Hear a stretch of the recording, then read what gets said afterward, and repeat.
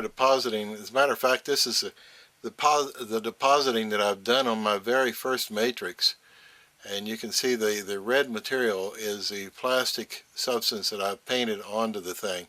I just took this cement out of the soup just a minute ago. It's been in almost 2 weeks.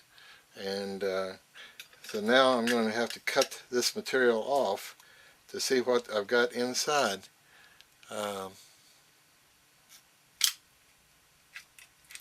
This one does have Scotch tape on it. Others that I've done, I didn't use any Scotch tape. What I'm doing is cutting the string that I have around the form.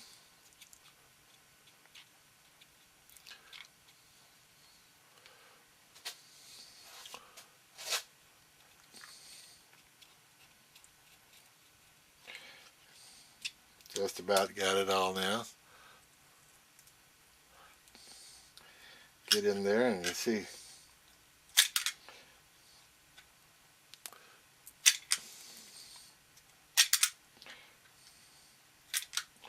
all my string. And now I peel it out. And you can see that the liquid has gotten into the thing. Not too badly, not too badly. I keep getting off the center. There we go. And there is the flower. Here's the face. I did have a little Scotch tape on this one. I don't have Scotch tape on new ones. And now my form is coming apart. There's the first piece off. I did have wax on the base of this one. Take the wax off. You can see the feet of the type right here. This is a piece of type. And there's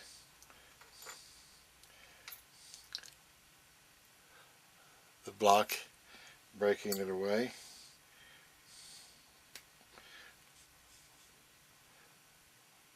Break it away. Okay, there's the flower. And I'm happy to report that I did cut it down on the sides right here because I felt that the drive was going to be, the drive was a little bit deeper than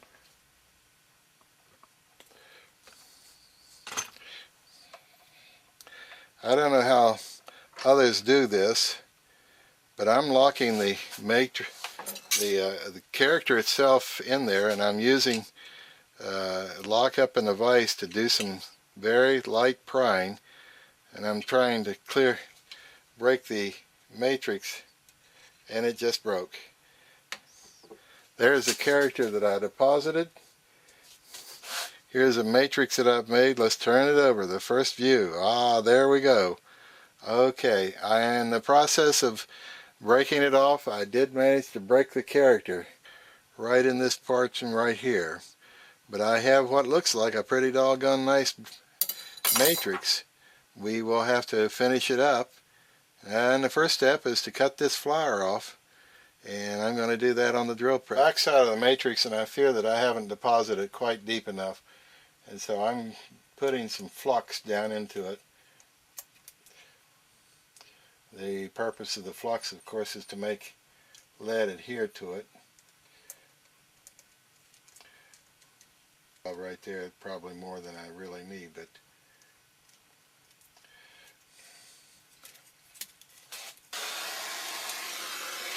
okay, slowly but surely I'm going to heat it and melt that stuff. I'm doing it slowly in hopes that it'll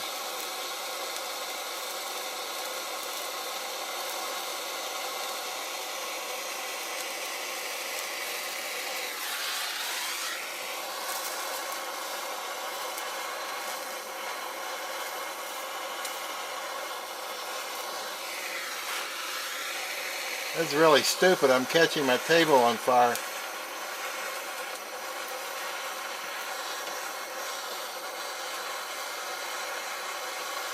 Ah, there it took.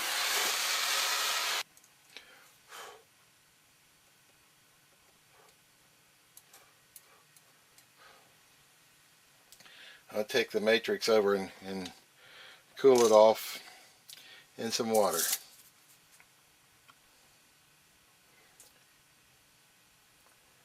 Before I work on cutting the flyer away on the back side of this matrix, which is this side now that I've got the solder in it, I'm gonna have to do some finishing on the front to get it smooth here, because as I said earlier, I had cut it away on the edges so that I get a good deposit down on the side of this character, and I got that good deposit, but I need a flat surface in order to cut the flyer away, so I'm going to rub it down right now.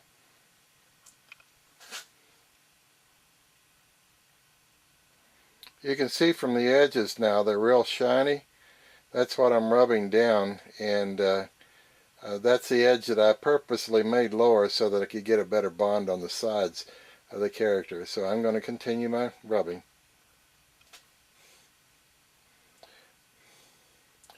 My rubbing is continuing, as you can see. You see it's getting all shiny all around the outer edges. That means that the character that I deposited had a drive that was much deeper than 50 thousandths, and therefore I'm going to have to rub it all the way down. Of course, the new matrix is going to be a 50 thousandth drive if everything works out all right. And so this is how you get the bearing surface all leveled out, is by rubbing, constantly rubbing on the thing. Hope I don't rub it too much.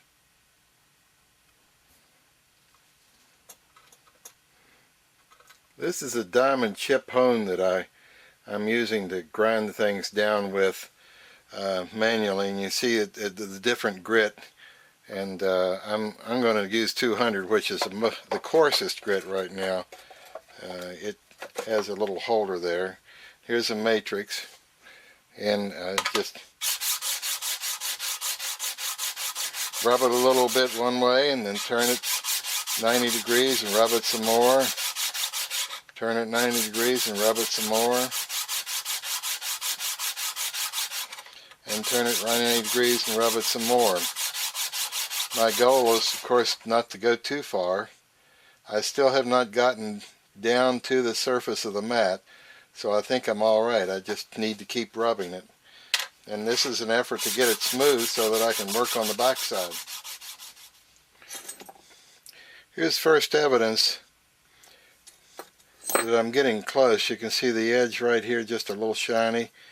I'm getting close to getting down to the surface, and frankly I'm using my ability to feel it by, I feel a little bit of a flange there, which means I still have to rub it down some more, but I'm getting very close to being to the point where I need to be real careful about what I'm doing, because this will affect the squareness of the character on the body relative to the printing surface, and it'll also affect the height of paper.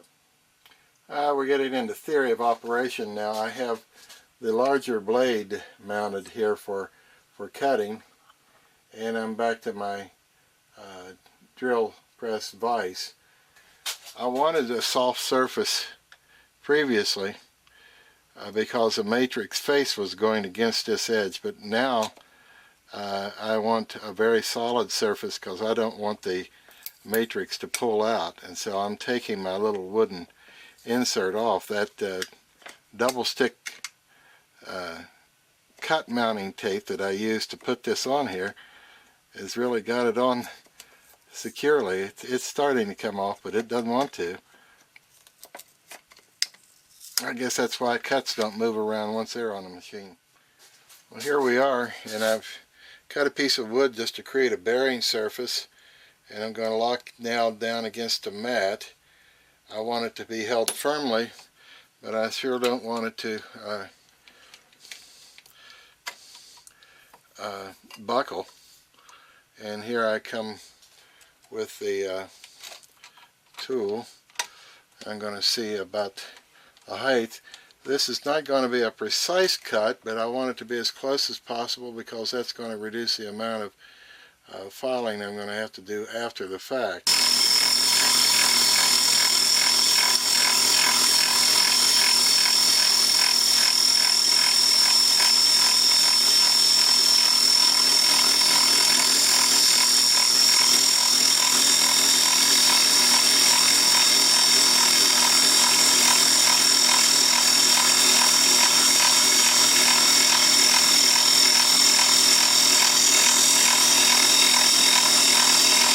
I'll only be able to cut half because the tool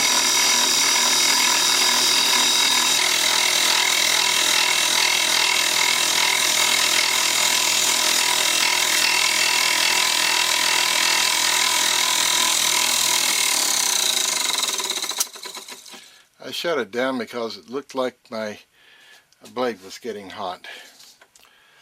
So I'm going to back off.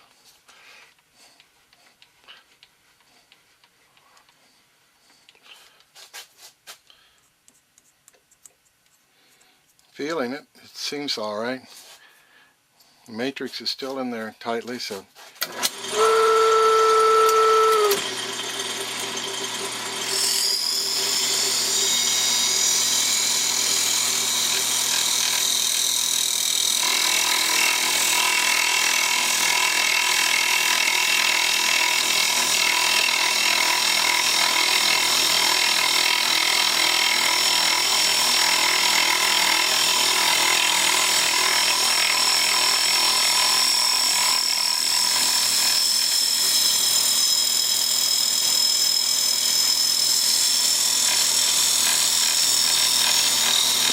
since that cut went so well, I'm going to move in a little bit more and make more of a cut. That'll just be less cut to make on the second shot.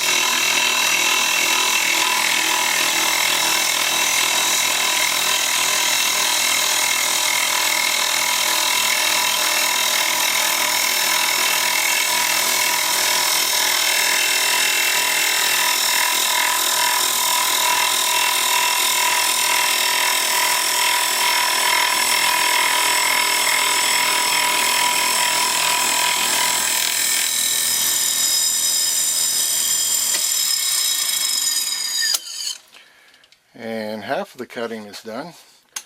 Let's see what happens on the second half. I have not cut into the matrix itself, and that's what I did not want to do, so I'm in good shape there.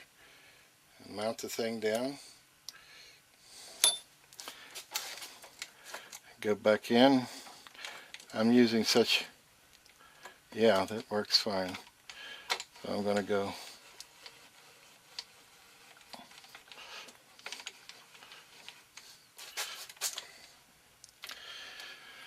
here goes again.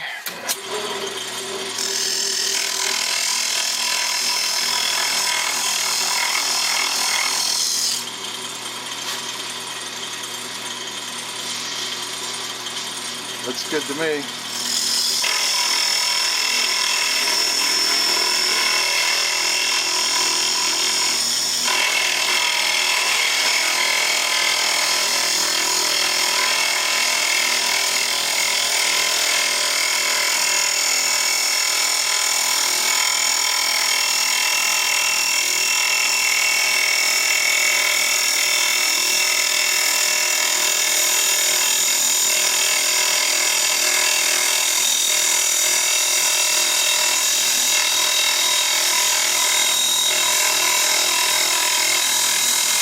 Thing's going to flip loose, and so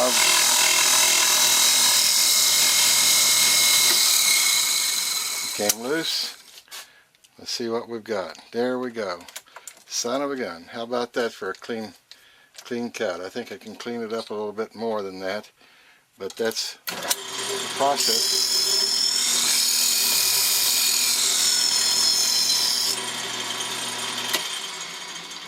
So that's how I cut the flower off the back of my matrix.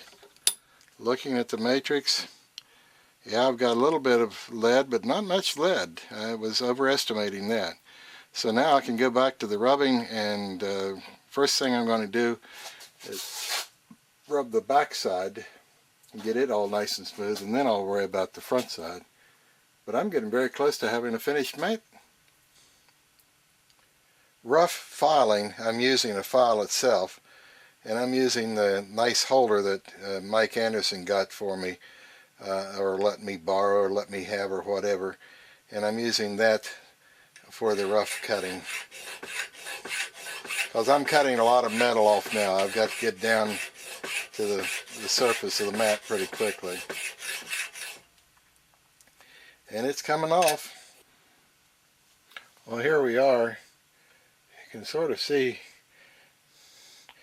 you can see the lead filling in the matrix. You can see the shape of the flower, but you can see that I've got the back side of the mat very close to being smooth. I don't want to rub it down too far, because if I do, then the mat won't be thick enough to run in the caster properly. So I have done the first job, and now I'm going to take it out of my Mike's holder, turn it over, and now I'll proceed with regard to finishing the front side of the mat.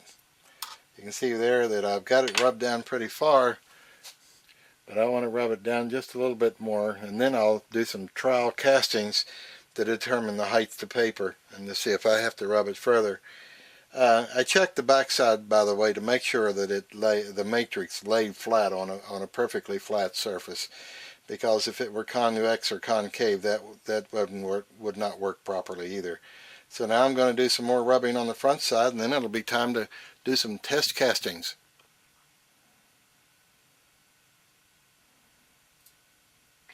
I've gone as far as I want to go with the rubbing before I do some test castings. You can see the shiny copper around, and in the outer edge of where the brass is more obvious, I'm beginning to rub the brass virtually everywhere, and so I think I've gone as far as I want to go. You notice in the corner right here by my thumb that it's full of lead. That is the character which broke off during the process of removing the electrodeposited matrix from the master. And so this master letter right here is lost its identity in the process. It lost the swirl out here. I'm at the supercaster, and I have been working on the matrix. I don't know whether you can see it now or not, but I've rubbed it down quite a bit to get it down to type high. It's nice and shiny all over the surface now. And I have done some test casting. Put it in the caster.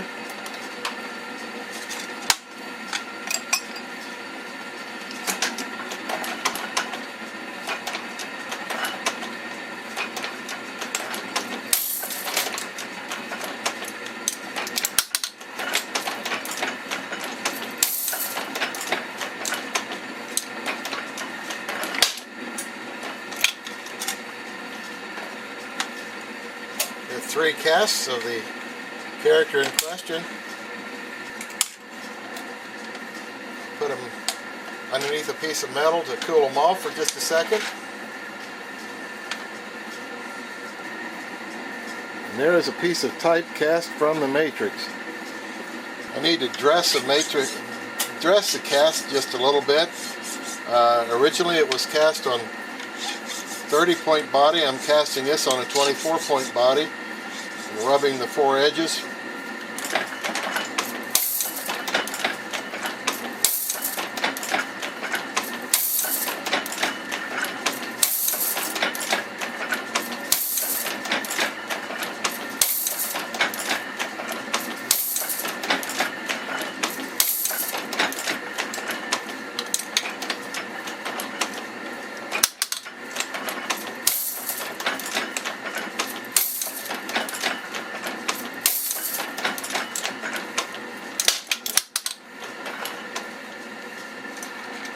From the matrix, from your own mats, and that's what we've got here.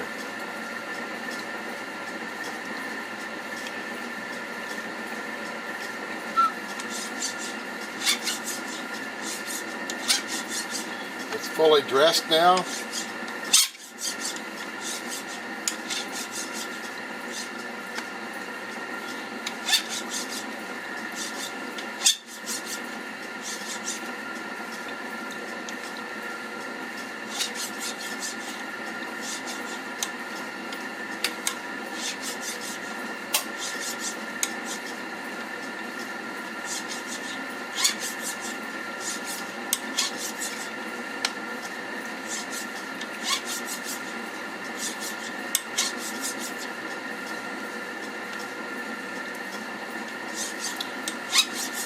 What I have now, a bunch of perfect, exact duplicates of the original character that I deposited the matrix on beginning about 2 weeks ago.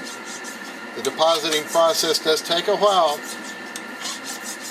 but they're pretty great rewards as far as I'm concerned.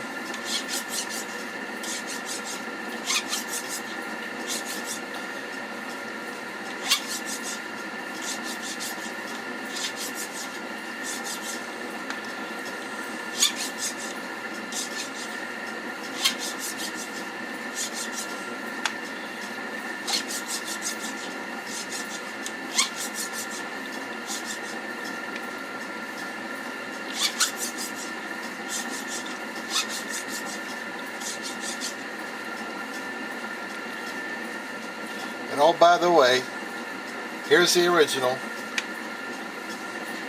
character that all the other characters were made from.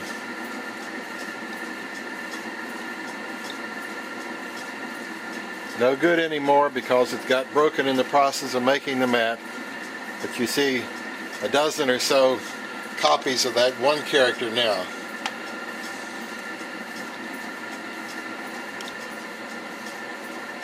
There we are.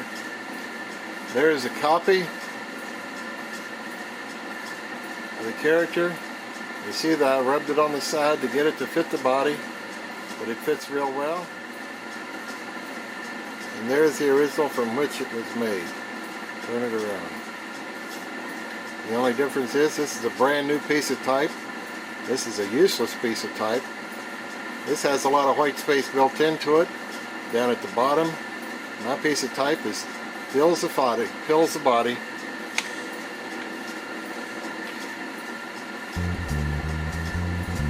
Isn't that beautiful stuff?